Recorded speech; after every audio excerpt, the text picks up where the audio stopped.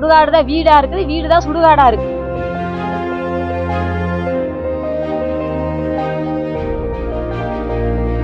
ஒரு 6 பேர்த்த இங்க அடக்கம் பண்ணியிருக்கோம். அந்த பிள்ளை நைட்ல வந்து 2 வயசு குழந்தைய வச்சிருக்கு. நைட் ஆனா பயந்துட்டு காலைல இருந்து ஆஸ்பத்திரி போக வேண்டியது. நைட் என்னமோ வருது பயப்படுத்துது அப்படின்னு ஒரு ஆலோசனையே பயந்து வந்து ஆஸ்பத்திரி போயிட்டு இருக்காங்க. முதலமைச்சர்கிட்ட எங்களுக்கு நேரடியா கேட்கவும் தெரியாது, யார்கிட்ட கேட்கறதுன்னு தெரியல. முதலமைச்சர்கிட்ட எப்படியாவது தெரியப்படுத்தி எங்களுக்கு சுடுகாடு கண்டிப்பா வேணுங்க. ஊர் சவரிக்காடு. நான் என் பேர் சாந்தி. நாங்கள் பள்ளியர் மக்கள் தான். ஆனால் நாங்கள் இங்கே காலங்காலமாக இங்கே வாழ்ந்துட்டு இருக்கிறோம். எங்களுக்கு சுடுகாடு வசதி கண்டிப்பாக வேணும். அதே மாதிரி மழை காலத்தில் தண்ணி பூரா சரிஞ்சு ஒரு வீட்டில் தண்ணி வந்துச்சு அப்படின்னு சொன்னால் அடுத்த வீட்டுக்கு பாதிக்கிற மாதிரி இங்கே தண்ணிக்குள்ளே தான் எல்லாமே குடியிருக்கோம். குழந்தைங்க விளையாடுறதுக்கான இடமும் கிடையாது. குழந்தைங்க மழை டயத்தில் விளையாண்டா கீழே மேலே விழுந்து எல்லாமே பாதிக்கப்பட்டு தான் இருக்காங்க. கண்டிப்பாக எங்களுக்கு வேணும். ஆனால் இந்த மலைவாழ் மக்களுக்கு மட்டும் அதான் எல்லா இடத்துலையும் எல்லா அதிகாரிகள்கிட்டையும் நாங்கள் வர்றவங்கள்ட்ட எல்லாருக்கிட்டையுமே கேட்குறோம். எல்லாமே கேட்குறப்ப என்ன சொல்கிறாங்க, 6 மாதத்துல ரெடி பண்ணி தர்றோம், 3 மாதத்துல ரெடி பண்ணி தர்றோம், 1 மாதத்துல ரெடி பண்ணி தரோம். இப்போ நாங்கள் எடுக்கிறோம்ல, பேசுகிறோம்ல, எழுதுறோம்ல, அடுத்த மாதம் வந்துடும், இல்லை அடுத்த 6 மாதத்துக்குள்ளே வந்துடும் அப்படின்னு தான் சொல்கிறாங்க. ஆனால் இது வரைக்குமே இல்லை. ஆனால் அவங்கவுங்க நடக்கிறத எல்லாமே அவங்கவுங்க வீட்டுக்கு பின்னாடி தான் நாங்கள் காலங்காலமாக புதைச்சிக்கிட்டு இருக்கிறோம். பக்கத்தில் யாரோ ஒருத்தவங்க கிட்ட கேட்டுட்டு பக்கத்து இடத்துகளில் கொண்டு போய் புதைச்சிக்கிறோம். அந்த மாதிரி தான் சில சூழ்நிலை ஓடிக்கிட்டு இருக்கு. இந்த தடவை எங்களுக்கு கண்டிப்பாக சுடுகாட்டுக்கு இடம் கிடைச்சதுன்னா அடுத்து எங்களுக்கு ஓட்டு கேட்டு எந்த மக்களாக இருந்தாலும் வரலாம். இந்த தடவை எங்களுக்கு வாய்ப்பு கொடுக்க தவறுனா எங்கள் ஏரியாவுக்குள்ளே யாரும் எந்த ஓட்டு கேட்டு வரவே வேணாம். ஏன்னா காலம் பூரா நாங்கள் அனுபவிச்சுட்டு தான் இருக்கிறோம். எங்கள் வாழ்வாதாரத்துக்கு வழியே கிடையாது.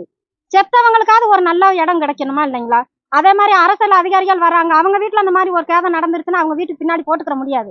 எப்படி இருந்தாலும் வேற இடத்துக்கு தானே கொண்டு போவாங்க. ஆனால் நாங்கள் மலைவாழ் மக்கள் அப்படிங்கிறதுக்காக எதுக்கு எங்களை அந்த மாதிரி பண்ணுறாங்கன்றது தெரிய மாட்டேங்குது. நான் பேர் பாக்கியங்க. என் பேர் பாக்கியம். நான் சவுரிகாட்டில் இருக்கேன். எங்கள் அம்மா, எங்கள் அப்பா, எங்கள் தாத்தா தலைமுறையாக இங்கே இருக்காங்க. எங்கள் தாத்தா பேர் தான் சவுரிங்கிறது. சவுரிக்காடுங்கிறது எங்கள் தாத்தா. தாத்தாவுக்கு பின்னாடி எங்கள் அம்மா லட்சுமி, ஜெகநாதங்கிறது என்னுடைய அப்பா அம்மா. அவங்களும் இங்கே தான் இருந்தாங்க. அதுக்கு பின்னாடி நாங்கள் பொண்ணுங்க ஒரு 4 பேர், எங்கள் அக்கா இருக்காங்க, ஒரு 4 பேர் இருக்கோம். அதுக்கு மேலே நான் தான் கடைசி. அப்போ இடையில ஒவ்வொரு இழப்பா வந்துட்டு இருந்துச்சு. எங்கள் அக்கா இறந்தாங்க, எங்கள் அம்மா இறந்தாங்க, எங்கள் அப்பா இறந்தாங்க. எல்லாருமே சுடுகாடு எங்கே இருக்குன்னே தெரியாது. அப்போ நாங்கள் என்ன பண்ணோம், சுடுகாடே இல்லை, நாங்கள் சாவத்தை எப்படி வீட்டுக்குள்ளே வைக்கிறது அப்படின்னு நாங்கள் வீட்டுக்கு பின்னாடியே அடக்கம் பண்ணிட்டோம். சுடுகாடு கேட்டால் சுடுகாடு இல்லை. சுடுகாடு அந்த சமயத்துக்கு கேட்டால் சமயத்தை இறந்தவங்களை வீட்டில் வச்சுதான் சுடுகாடு கேட்பீங்களா அப்படிங்கும்போது இப்போ நாங்கள் எழுத்து எங்கள் இழப்பை பார்க்க தான் சுடுகாடு கேட்க தானே வீட்டுக்கு பின்னாடியே அடக்கம் பண்ணிட்டோம். அப்படியே தொடர்ந்துகிட்டே வருதுங்க. சுடுகாடு இல்லாமையே வீட்டுக்கு பின்னாடியே அடக்கம் பண்ணி இந்த வீட்டுக்கு பின்னாடி என் பொண்ணு வீடுதே ஒரு 6 பேர்த்த இங்கே அடக்கம் பண்ணியிருக்கோம். அந்த பிள்ளை நைட்ல 2 வயசு குழந்தைய வச்சிருக்கு. நைட் ஆனா பயந்துட்டு காலைல இருந்து ஆஸ்பத்திரி போக வேண்டியது. நைட் என்னமோ வருது பயப்படுத்துது அப்படின்னு ஒரு ஆலோசனையே பயந்து ஆஸ்பத்திரி போயிட்டு இருக்காங்க. அது நடந்துட்டு இருக்கும் போதுமே சமயத்துல எங்க அண்ணன் ஒருத்தர் இறந்தார், பவுல்ராஜுன்னு சொல்லி. அவர் இறந்து அப்பயே சுடுகாடு கேட்டோம். பாரஸ்துக்குள்ளேயும் போகக்கூடாது, நாங்க போகவும் இல்லை, போனா விட மாட்டாங்கன்னா போகவும் இல்லை. சரி என்ன பண்ண, சுடுகாடு இல்லையே அப்படின்ட்டு நாங்கள் வீட்டுக்கு முன்னாடியே எங்கள் அண்ணனையும் அடக்கம் பண்ணிட்டோம். அங்கே அடக்கம் பண்ணி கூட அவங்க ஊர்லேயே இல்லை, பழனி போயிட்டாங்க. என்னால் இங்கே இருக்க முடியலன்ட்டு பழனி போயிட்டாங்க. எங்கள் அண்ணி அவங்க இங்கேயும் இல்லை, பழனி நான் வீட்டு வாடகை பார்த்து போறேன்னு போயிட்டாங்க. 2வது அது நடந்துட்டு ஒரு 3 மாசம் அந்த இழப்பும் கூட மாறலை. இன்னொரு அண்ணன் அமல்ராஜ்னு இறந்துட்டாரு. அவர் இறந்து வீட்டுக்குள்ள வச்சுட்டு எங்களுக்கு எந்த கவலையும் இல்லை. இவர் இறந்துட்டாரு, எங்கே கொண்டு சுடுகாடு தொலை வருது, நமக்கு சுடுகாடே இல்லையே அப்படின்னு பார்த்துட்டு சரி இதோ வீட்டுக்கு முன்னாடியே அடக்கம் பண்ணுவோம் அப்படின்னு சொல்லி அதே வீட்டுக்கு முன்னாடியே அடக்கம் பண்ணியாச்சு. நாங்க இருக்கிறது இப்ப எல்லாமே கேட்கும் போதே சுடுகாடையா வீடான்னு கேட்டா நாங்க வீடுன்னு சொல்றதான்னு தெரியல, சுடுகாடுன்னு சொல்றதான்னு தெரியல.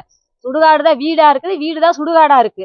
வர்றவங்க எல்லாம் அப்படிதான் கேட்கறாங்க, வீடு எதுமான இதான காமிச்சு சுடுகாடு தான் நினைக்கிறாங்க, கேட்கறாங்க, சுடுகாடு தரமாட்டேங்கிறாங்க.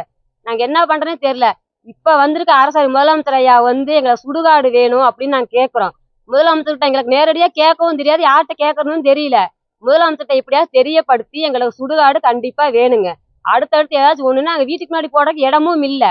அதனால எங்களுக்கு கண்டிப்பாக சுடுகாடு வேணுங்க.